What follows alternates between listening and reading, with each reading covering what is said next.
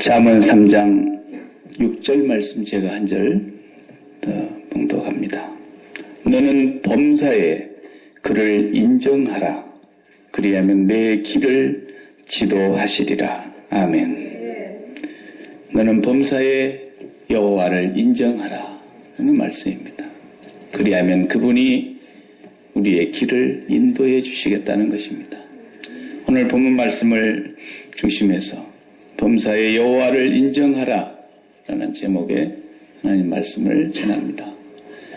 범사 그랬으니까 모든 걸 말하는 겁니다. 우리 인생이 이 세상에서 사는 날 동안 무슨 일을 만나든지 어떤 사람과의 관계이든지 어떤 사건 속에서든지 하나님께서 개입하고 계시다는 것을 인정해야 됩니다. 그것이 하나님을 경외하는 사람의 기본 자세이죠. 하나님을 모르는 사람은 무슨 일을 해도 그 속에 하나님이 없기 때문에 하나님을 계산에 넣고 말하지 않습니다. 하나님을 계산에 넣고 생각하지 않습니다. 하나님을 계산에 넣고 행동하지도 않습니다. 하나님을 경외하는 사람만 무슨 일을 해도 하나님을 먼저 생각하는 것입니다. 세상의 범사를 먼저 생각하는 사람은 예수를 믿어도 길이 안 열립니다. 범사가 마음에 꽉 차 있으면 하나님의 은혜를 못 받습니다. 우리 마음에는 범사가 다 죽고 하나님이 들어와 계셔야 됩니다. 왜 그렇습니까?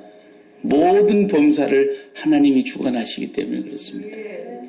하나님이 미리 아십니다.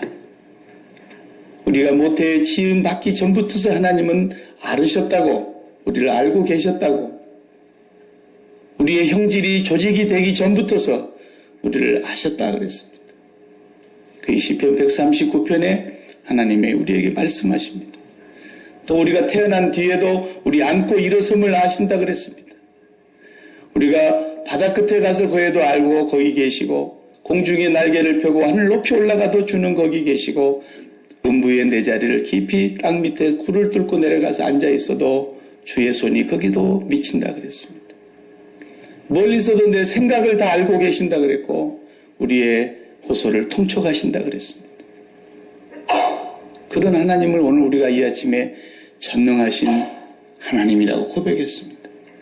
전지전능하신 우리 아버지 하나님이 우리의 인생을 알고 예비하시고 인도하시는데, 우리가 그 범사를 마음에 품고 있으면 하나님이 인도하시는 걸 전혀 따를 수도 알 수도 없습니다. 그 하나님을 마음에 품어야, 그 하나님을 마음에 모시기 위해서 우리가 전심전력해야 합니다. 그 하나님이 지금 여기에 성령으로 우리와 함께 계십니다. 형식으로 우리가 매주일 드리는 예배를 드리는 사람은 그 하나님을 못 만납니다.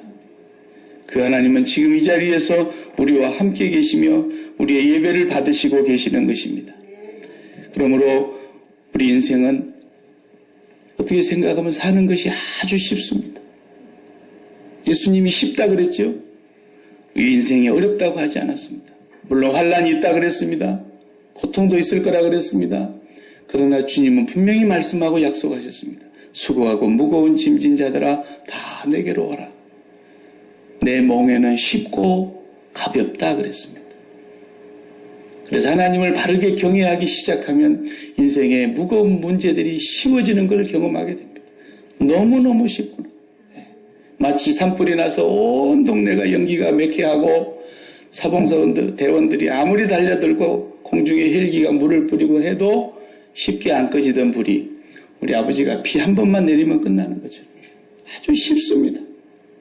하나님이 행하시면 동풍을 한 번만 불기만 하시면 모든 걸 다 말릴 수 있고, 하나님이 행하시는 일은 너무너무 쉽고 가벼운 일입니다. 우리 하나님이 머리 무거운 일이 있겠습니까? 그 모든 범사가 하나님의 손안에 있습니다. 그렇기 때문에 우리가 그분을 인정하고 그분을 경외하고 그분을 제일 마음속에 먼저 모시고 품고 살아야 된다는 것입니다. 오늘은 그런 말씀을 우리가 읽은 본문에서 하나님께서 깨우치시기 위해서 압살롬이라고 하는 아들의 사건을 또 등장시켜서 압살롬이 주인공이 아니고 하나님이 주관하신다는 것을 철저하게 보여주고 계시는 것입니다. 우리 하나님이 어떤 하나님이라는 것을 알게 해주시는 것입니다. 다 읽지는 않았지만 오늘 14장의 내용에 보면은 지난 시간에 이어서 다말이라고 하는 누이를 배다른 오빠가 겁탈을 해서 그 친오빠 오라버니 압살롬은 그 자기 친여동생을 겁탈한 배다른 형 암논을 반드시 복수를 해서 죽일 마음을 품고 있었는데도 정말 2년 동안 속에 칼을 품은 사람처럼 살지 않고 표정 관리를 잘하고 살았어요. 얼마나 집요한 사람인가 보십시오. 눈빛 하나 이상스럽게 뜨지 않고 아무렇지도 않은 듯이 2년 동안을 속으로 담고 있다가 적절한 날에 아주 완벽하게 그 형을 죽입니다. 그리고는 왕자 중에서도 첫 왕자를 죽였으니까, 쉽게 말하면 대를 잇는 순서로 따지면 첫 번째 왕자를 죽였으니까 압살롬이 마음이 편할 리가 있겠습니까? 멀리 외갓집으로 도망을 갔습니다. 그리고는 3년이라는 세월이 흘렀습니다. 슬픔도 어느 만큼 이제 잠들게 되었고 다윗의 마음속에는 압살롬에 대한 그리움이 다시 싹트기 시작한 것입니다. 우리가 다 읽지 않았어도 25절의 뒷변에 보면은 압살롬에 대한 묘사가 나오는데요. 아니 여자도 아니고 남자인 압살롬을 어떻게 그렇게 썼는지 모르겠어요. 성경이. 얼마나 압살롬이 예뻤으면 성경이 뭐라 그랬어요? 온 이스라엘 가운데서 압살롬같이 아름다움으로 크게 칭찬받은 자가 없었는데 발바닥에서부터 정수리까지 흠이 없음이라 그랬어요.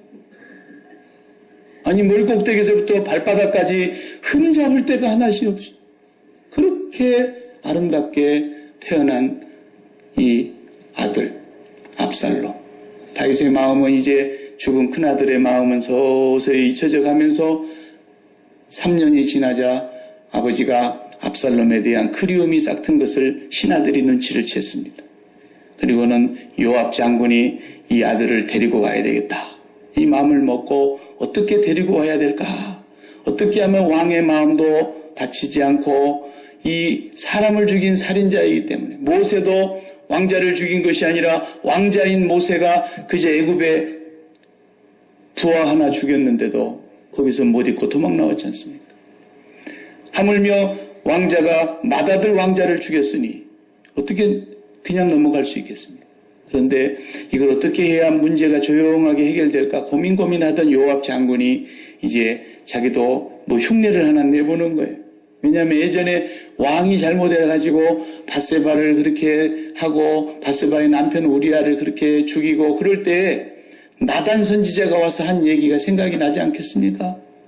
어느 고을에 큰 부자가 양떼가 가득 많았는데 그 가난한 한 홀로 사는 집에 어린 양새끼 한 마리하고 외아들 독자하고 키운 그 얘기하면서 지금 다윗의 죄를 드러내기 위해서 픽션 하나를 만들어가지고 왔지 않습니까?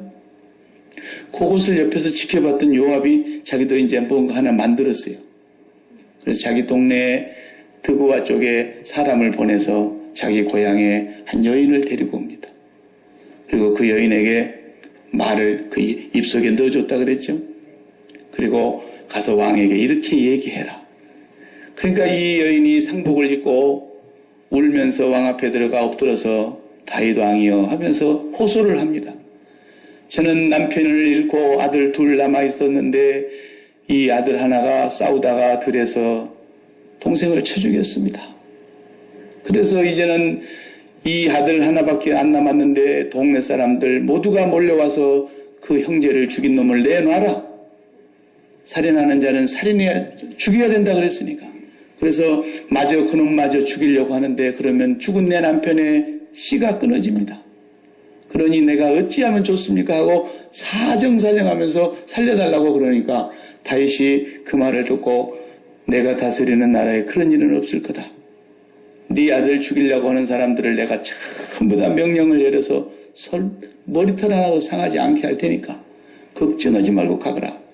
이렇게 하면서 얘기를 하는데 그 말 끝에 이제 이 여인이 그러면 왕이시여 한 말씀 더 하려겠습니다. 왜 왕께서는 비록 그가 형을 죽이긴 했지만 오늘 우리 아들이 형제간에 싸우다가 한 놈이 한 놈을 죽였는데 그 죽인 애도 결국은 죄값으로 자기도 죽어야 되는데 살려준다고 왕이 말씀하신 것처럼 그 형을 죽였지만 압살롬도 살려주셔야 되지 않겠습니까? 이게 이제 논리가 또 이렇게 나오는 거예요. 요압이 입에다 넣어준 말이죠. 그렇게 하면서 다윗의 마음속에 죄책감이나 어떤 이 죄의 문제를 해결하지 않고 어떻게 이 아들을 잘 데려올 수 있을까 고민하다가 방법을 찾고 있었을는지도 모르죠. 그런데 요압이 그렇게 딱 일을 꾸며가지고 해줬대요. 다윗이 나중에 한참 얘기를 하는데 눈치를 챘습니다. 네 얘기가 아니지? 똑바로 얘기해라. 그랬더니 예, 요압이 얘기를 했습니다. 다 실토를 합니다. 그래서 요압을 불러오게 하고 요압이 다윗의 명령대로 이제 가서 압살롬을 데리고 옵니다. 데리고는 왔지만은 얼굴을 보지 않겠다 그래서 바로 자기 집으로 돌아가게 하고 한 3년 동안을 또 얼굴을 안 보지 않습니까? 그냥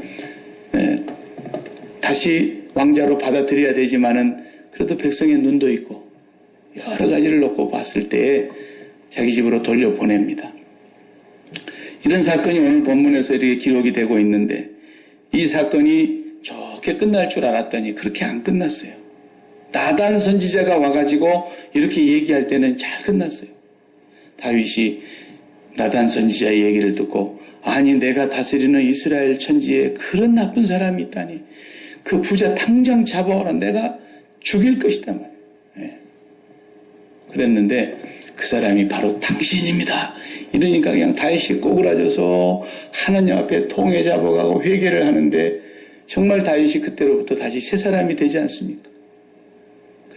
요압 장군이 이제 여인 하나를 데려다가 또 그 픽션을 만들어가지고 다윗에게 가서 얘기를 했는데 압살롬이 왔어요. 잘 끝나는 줄 알았죠? 아니에요. 안 끝나요. 오히려 그 아들이 와 있는 동안에 반란을 꾀고 군대를 모집하고 아버지를 속이고 백성의 마음을 다 사로잡아가지고 결국은 자기 아버지를 죽이기 위해서 칼을 빼들었습니다. 다윗 왕을 왕위에서 몰아내고 자기가 그 자리를 차지하기 위해서 반란을 일으킵니다. 아들하고 아버지하고 차마 싸울 수가 없어서 다윗은 칼을 버리고 맨발로 궁궐문을 빠져나와서 멀리 도망을 칩니다. 그런데 요압이 그렇게 자기 고향 여인을 데려다가 입에다가 말을 넣어주고 다윗 왕의 마음을 편하게 해줘가지고 압살롬을 다시 데려오게 했던 그 요압이 자신의 칼로 자기가 데려온 압살롬을 비참하게 죽여버립니다. 예. 결과가 그렇게 끝났어요. 예. 그러니까 이 사건이 무슨 사건이며 왜 이런 일이 벌어졌으며 우리는 이 사건을 통해서 뭘 배워야 하는가?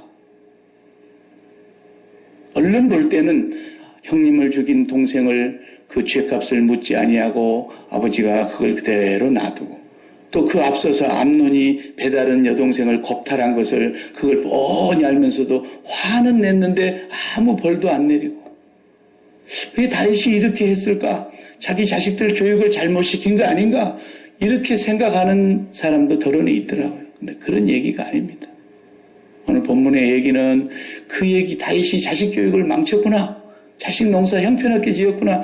그런 얘기를 하려고 하는 게 아니고 하나님이 어떤 분인가를 지금 우리에게 확실하게 그리고 다윗에게 보여주고 계시는 거예요. 이 사건은 자식들 간에 그런 피비린내 나는 분쟁이 아닙니다. 분명히 우리가 앞에서부터 계속 보아오고 있지만은 무슨 사건이었죠?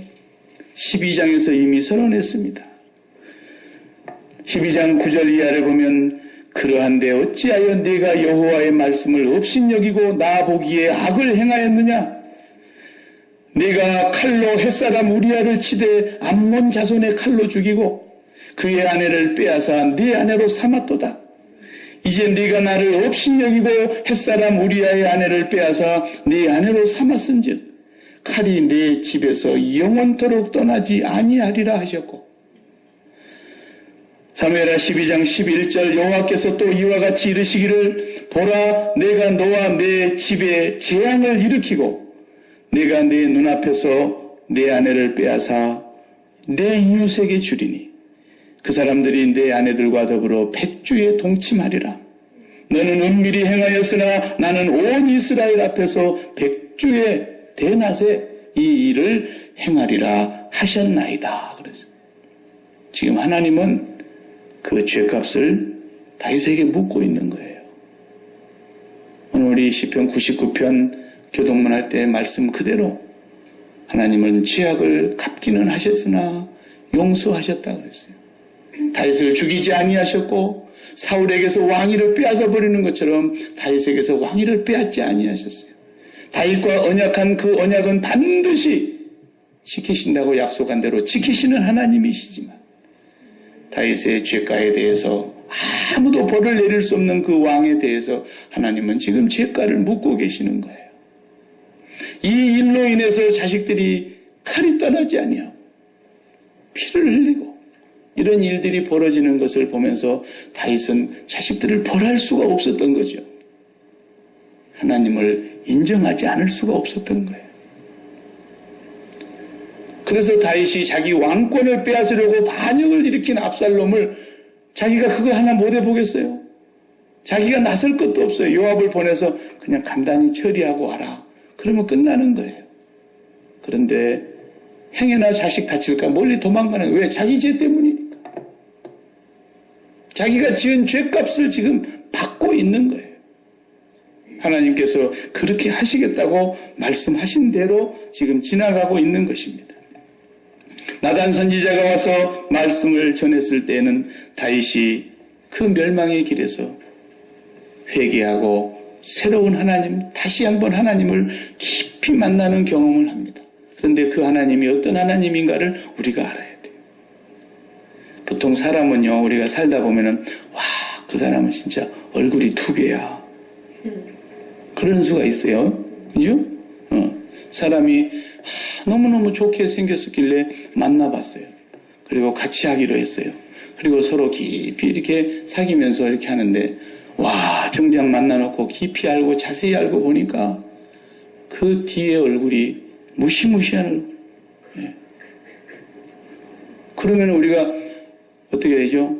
배신도 하게 되고, 의절도 하게 되고, 막 다시 안 보게 되고, 그러지 않습니까? 예. 사람은 그런 존재예요. 그런 존재예요. 그런데요, 우리 하나님은 두 얼굴이 아니고요, 세 얼굴이세요. 세 얼굴. 사람은 죄인이기 때문에 변질되고 천사 같았다가도 광명한 천사 같았다가도 마귀에게 속으면 또 마귀같이 되는 게 사람인데 우리 하나님은 그렇게 변질되는 분이 아니라 본디 새 얼굴이세요. 영원히 처음부터 영원까지 새 얼굴이세요. 세 가지 얼굴을 갖고 계시는 하나님이시라고 말해요. 그 하나님은 우리가 고백한 대로 전지전능하신 하나님이십니다. 그 하나님은 능치 못하심이 없으시기 때문에 당신이 하고자 하시는 일은 하늘 아래 땅 위에 땅 아래 어느 누구도 거역할 수가 없고 막을 수가 없습니다. 하나님이 하시고자 하시는 일을 이길 자가 없습니다. 그렇게 전지전능하신 하나님. 다윗은 그 하나님을 어릴 적부터 알았어요. 그리고 그 하나님을 믿었어요. 그렇기 때문에 자기는 아무 힘이 없지만 그 전지전능하신 하나님의 이름을 모욕하고 능멸하려고 하는 골리앗을 보고 참을 수가 없었던 거예요. 그래서 하나님께서는 이 다윗과 같은 소년의 믿음을 통해서도 골리앗을 심판하시는 것을 보여주셨어요. 다윗이 강해서가 아니잖아요. 하나님이 전지전능하심을 오늘 내가 보여주겠다 그랬어요. 다윗이. 너는 공중의 새의 밥이 될 것이다. 네가 지금 그렇게 키가 크고 창을 들었다고 칼을 들었다고 큰 소리 친다마는 전쟁이 칼과 창에 있지 아니함을 내가 오늘 보여줄게. 전쟁은 여호와 우리 하나님 전지전능하신 분의 손에 있다는 걸 내가 오늘 보여준다. 다윗이 용감한 게 아니고 다윗이 큰 인물이 아니에요. 하나님이 전지전능하신 거예요. 그래서 어린아이의 입술을 통해서도 찬양을 받으시는 하나님이시고 마땅히 찬양을 돌려야 될 전지전능하신 하나님을 경외하지 아니하면 길가에 돌덩어리라도 소리치게 하실 수 있는 분이 하나님 아버지세요. 다윗이 위대한 게 아닙니다. 그런데 그 다윗이 그렇게 전지전능하신 하나님의 얼굴을 보았어요.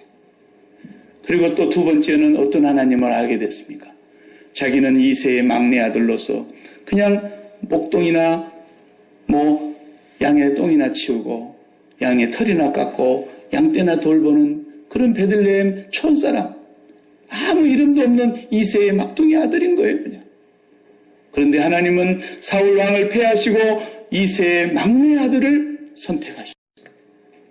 그리고 그 아들은 내가 사울 왕에게서 왕위를 빼앗은 것 같이 너에게서는 절대 빼앗지 아니하고 내가 너와 새 언약을 맺는데 네 왕위는 영원하리라 그랬어요. 와, 어마어마한 사랑을 받은 겁니다. 내가 감히 늙기에 하나님께서 내게 이런 복을 내려주십니까? 다윗은 울먹이며 감격했어요. 너무너무 사랑이 하나님의 얼굴을 그날 경험하게 된 거예요.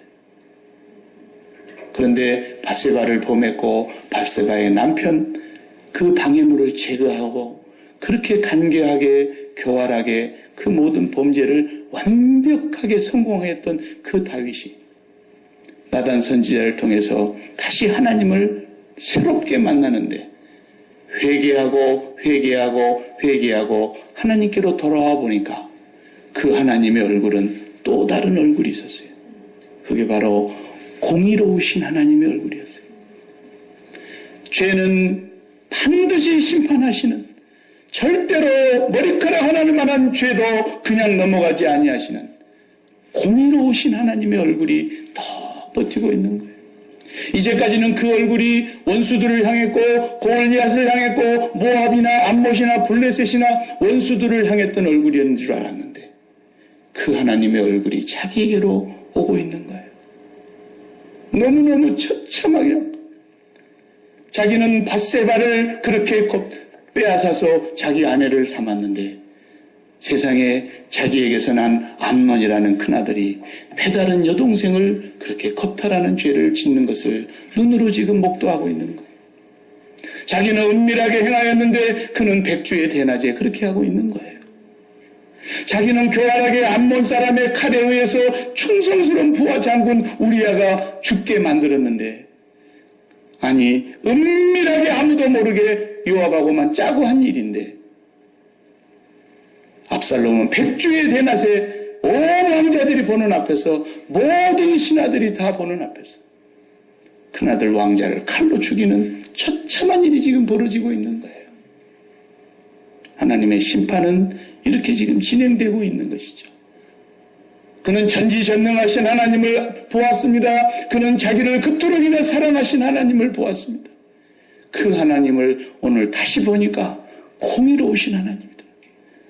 죄를 결단코 그냥 넘어가지 아니하시는 심판하시는 하나님이시구나. 그걸 목도하고 있는 것입니다. 그래서 자기 자식들은 뭐라고 나무랄 수가 없었던 거예요. 자식들에게 어떤 징벌을 내려야 되는데 징벌을 내릴 수가 없는 거예요. 얼마나 다윗이 혹독하게 지금 하나님의 죄의 심판을 받고 있는지 모릅니다. 우리는 범사의 하나님을 인정해야 합니다. 하나님은 새 얼굴을 갖고 계시는 분이세요.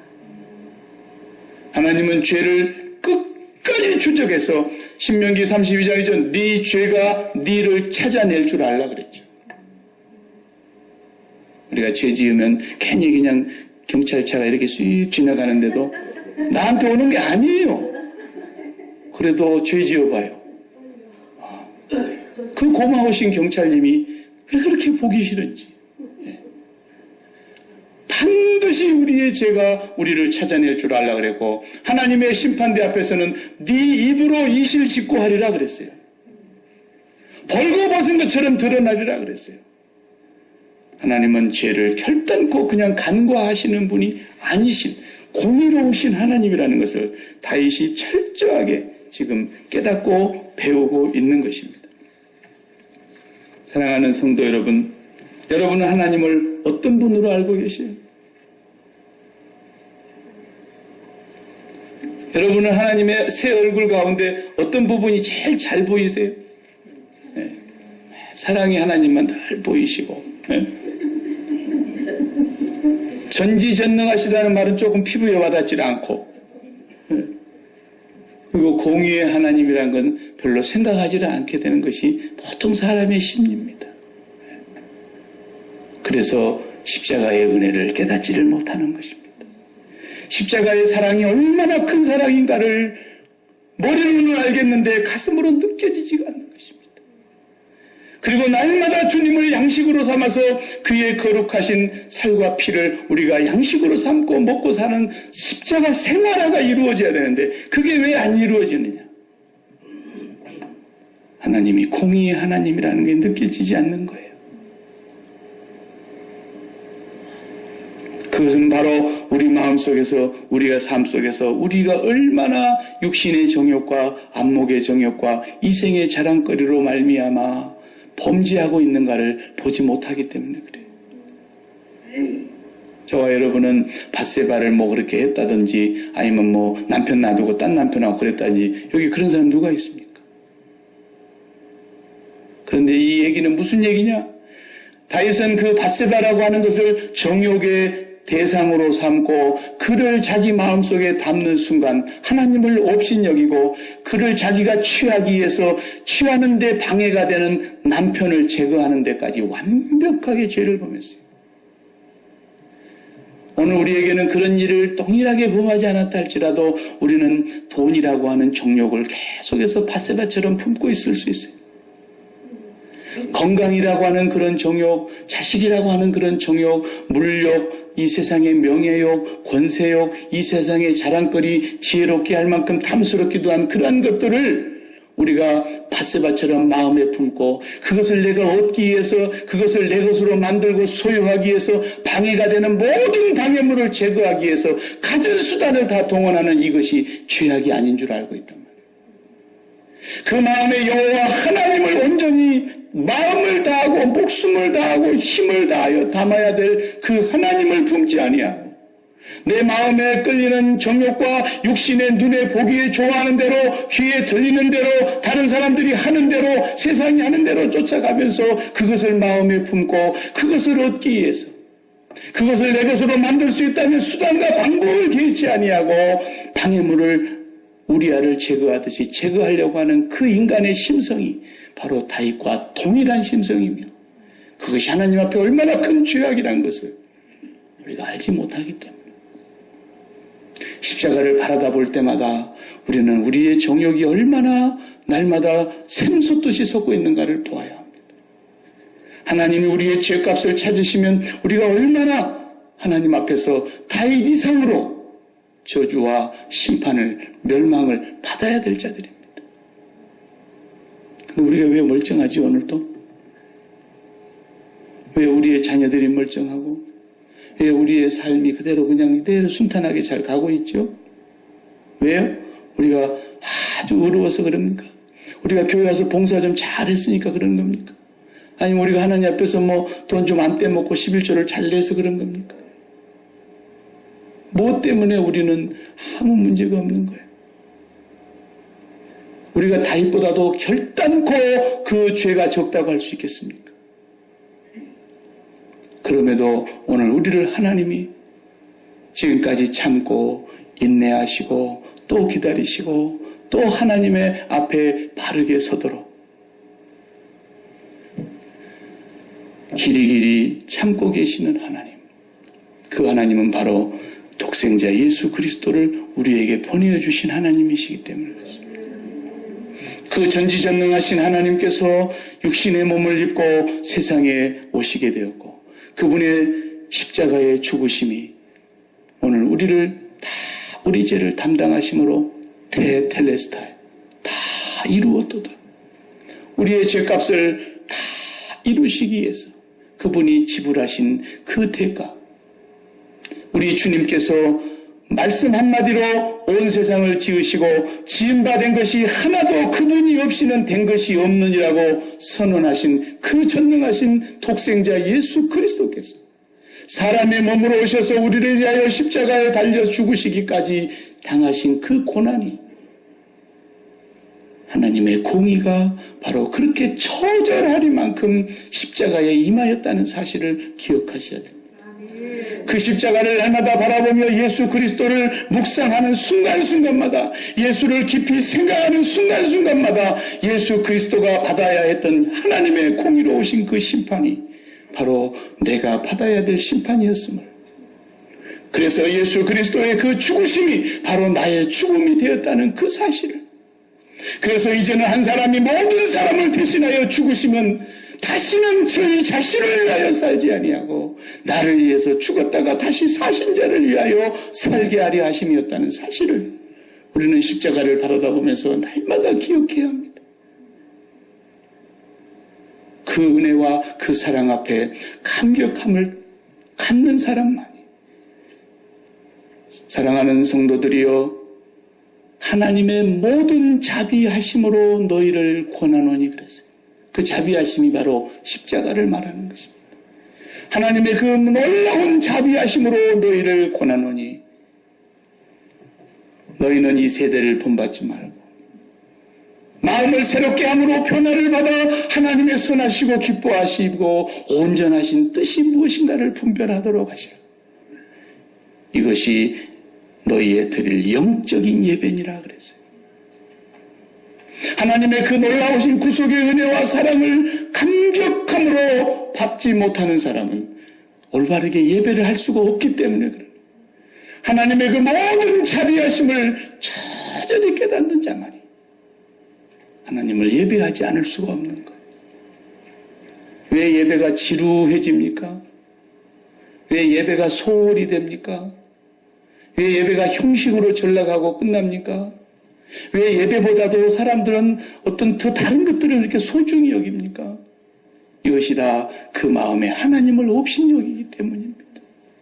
그 마음에 다른 정욕이 들어와서 그러는 것입니다. 다윗에게 보여주시는 이 하나님의 새 얼굴은 오늘 저와 여러분에게 보여주고 계시는 것입니다. 우리도 우리가 행한 죄값을 생각하면 하나님 앞에 감히 나올 수도 없는 자들입니다.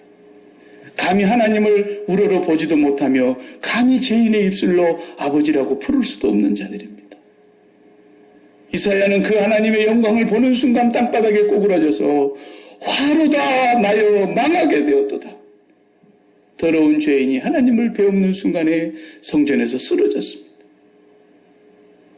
그때 주님께서 천사를 보내어 핀 숯을 들어다가 이사야의 입에 대면서 내가 이제 내 죄를 사하였으니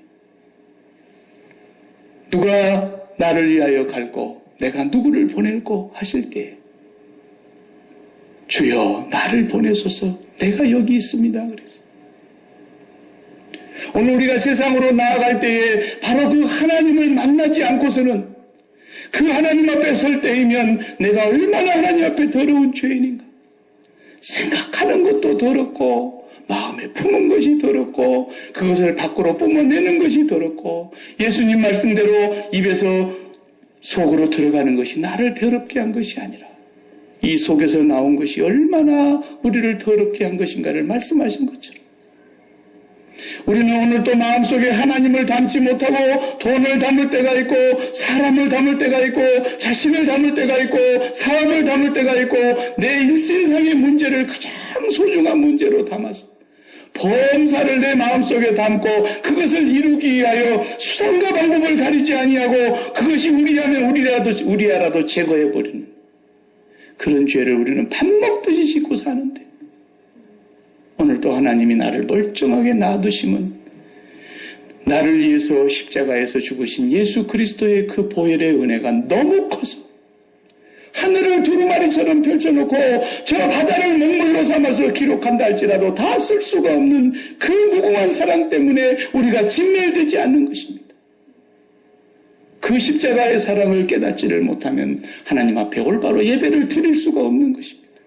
그 하나님의 은혜를 깨닫지를 못하면 예배 시간에 나와가지고 맨 세상 걱정이나 하다가 아니면 내 문제 해결해달라고 맨날 그 문제로만 하나님 앞에 물고 늘어지다가 그냥 가는 거예요. 진정으로 우리 마음속에 내 죄가 얼마나 큰가를 보게 해달라고 하나님 앞에 기도해야 됩니다. 오늘날 교회가 이 죄의 문제를 도외시하고 있고 저도 목사입니다마는 수많은 교회들이 죄의 설교를 끝낸 지가 오래됐다고 하는 것입니다. 교회에서 죄의 얘기를 하지 아니하면 어디서 죄 소리를 듣겠습니까? 하나님 앞에 나온 사람들이 죄를 고백하고 죄를 깨닫지 아니하고 어떻게 하나님을 만날 수 있으며 어떻게 하나님 앞에 나아갈 수가 있으며 어떻게 살아계신 하나님의 임재를 경험할 수 있겠습니까? 죄가 깨달아지지 아니하는데 어찌하여 하나님의 십자가의 사랑이 알 수가 있겠습니까? 하나님이여 내 죄를 보게 하여 주옵소서. 가슴을 부여잡고 하나님 앞에서 죄를 깨닫고 죄를 통해 잡아가는 자만이 오늘도 천번만번 죽어 마땅한 나를 예수 그리스도의 십자가의 사랑으로 용서하신 그 공의로우신 하나님, 그 공의로우신 얼굴을 나에게로 향하지 아니하시고 그의 독생자를 향해서 처절하게 베푸르셨던 그 두렵고 떨리는 공의로우신 하나님, 그 하나님의 사랑을 우리가 깨닫고 나면 화로다. 나는 망하게 되었는데 주님이 나의 죄를 씻으시고 이제 내가 누구를 세상에 보낼고 누가 나를 위하여 갈고 할 때 주여 여기 있습니다. 제가 가겠습니다. 제 몸을 이제 주님께 드립니다. 받아주시옵소서. 이 고백이 나온다는 거예요. 그래서 우리가 가서 세상에 나아가서 우리가 보여줄 수 있는 것은 바로 그 하나님의 사랑입니다. 그 하나님의 엄청난 용서를 경험하고 무궁한 긍휼과 자비를 맛본 자만이 세상을 나가서 그 하나님의 사랑을 보여줄 수가 있는 것입니다. 다윗에게 지금 하나님이 처절하게 그걸 깨우치고 계시는 것입니다. 마침내 다윗의 후손으로 오실 예수 그리스도를 통해서 오늘 우리는 다윗보다도 더 큰 복을 받은 자들입니다. 다윗보다도 우리는 더욱더 하나님이 우리를 존귀하게 여기실 정도로 그리스도의 사랑을 우리에게 주셨다는 사실입니다. 예배를 잘 준비하시는 여러분 되시기 바랍니다. 그냥 주일 됐으니까 오늘 교회 가는 날이고 그냥 예배 시간 됐으니까 1시간 예배 드리는 것이 아니라 오늘 또 내가 아버지 앞에 나아가서 아버지를 만나야 되겠는데 예배는 프록스키네오 아버지와 입을 맞추는 키스하는 순간인데 그렇게 만나고 싶고 그렇게 그리워하고 그렇게 한번 보고 싶은 그 하나님 아버지를 예배 시간에 내가 만나는 시간인데 오늘도 내가 하나님을 꼭 만나야 되겠습니다 하는 처절한 심정을 가지고 와서 아버지를 만나려고 할 때 내 죄를 깨닫지 못하는데 어떻게 만납니까? 죄가 생각나지 않는데 어떻게 하나님을 만납니까? 그 죄를 볼 때마다 예수 그리스도의 십자가를 붙들게 되고 예수 그리스도의 그 십자가의 긍휼을 맛보는 자가 하나님을 만나게 되는 것인데 이 예배가 회복돼야 우리 영혼이 사는 것입니다. 이것이 회복되지 아니하고는 모든 것이 잘 때도 잘 되는 것이 아닙니다. 그 예배가 회복되지 않고는 어떤 평화가 온 것 같아도 그거 진짜 평안이 아닙니다. 그 예배가 회복되지 않고는 어떤 세상 좋은 일이 기쁜 것 같아도 기쁨이 아닌 것입니다. 그래서 다윗에게 하나님께서 처절하게 이걸 깨닫게 해주시는 그 장면을 우리는 지금 보고 있는 것입니다. 사랑하는 성도 여러분, 하나님은 새 얼굴을 가지신 분이십니다.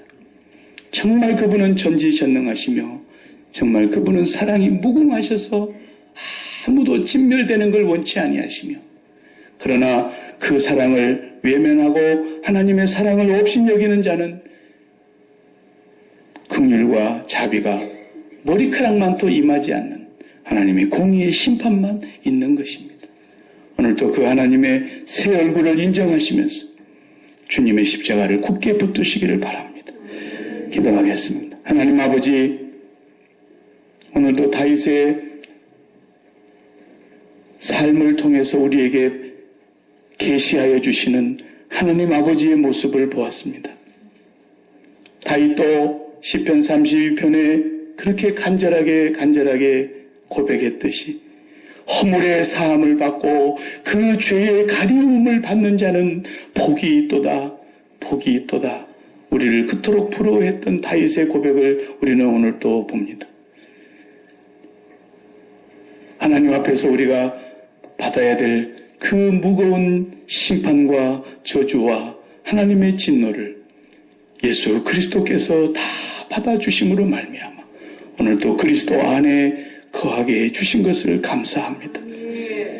오늘도 이 세상을 살아가는 저희들 주님의 그 십자가의 사랑 앞에 다시 한번 우리의 심령이 새로워지게 하여 주시옵시고 성령께서 우리의 마음을 새롭게 하여 주시어서 우리의 마음에 정한 마음, 정한 심령을 창조해 주시고 우리 마음속에 새로운 마음을 허락하여 주시사 우리 주 예수 그리스도로만 하나님 앞에 온전한 믿음으로 나아갈 수 있는 그 기쁨을 허락하여 주시옵소서.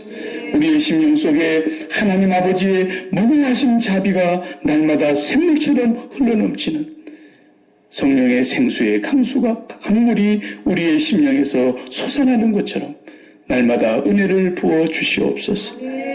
오늘 또 예배하러 나온 사랑하는 자녀들이 하나님을 진정 만나고 돌아갈 수 있게 하여 주시옵시고 하나님의 임재 안에 거할 수 있는 은총을 누리게 하여 주시옵소서. 우리의 완악해지고 폐역해지고 무디어지고 무감각해져 버린 우리의 심령을 다시 한번 새롭게 하여 주시소. 주님의 그 십자가의 사랑 앞에 감격할 수 있는 우리 모두가 되게 하여 주시옵소서. 예수님의 이름으로 기도하옵나이다. 아멘.